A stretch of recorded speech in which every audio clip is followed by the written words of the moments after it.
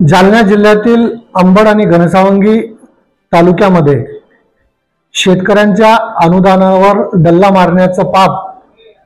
कृषी सहाय्यक, तलाठी, मंडळ अधिकारी या अधिकाऱ्यांनी केलेला आहे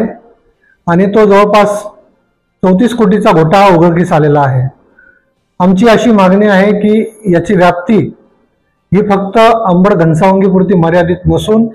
संपूर्ण जालना जिल्ह्यामध्ये, मग आमचा बदनापूर मतदारसंघ असेल, बदनापूर तालुका, भोकरदन तालुका, जालना तालुका, इतर तालुक्यांमध्ये सुद्धा शेतकऱ्यांच्या नावाने बोगस अनुदान लाटण्याचा प्रताप या अधिकाऱ्यांनी केलेला आहे। माझी माननीय जिल्हाधिकारी आणि माननीय महसूल मंत्र्यांना विनंती राहील की या इतर तालुक्यात सुद्धा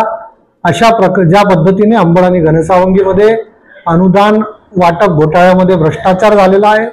बोगस शेतकऱ्यांची नावं टाकण्यात आलेले आहे, गायरान जमिनीमध्ये शेतकरी दाखवण्यात आलेले आहे,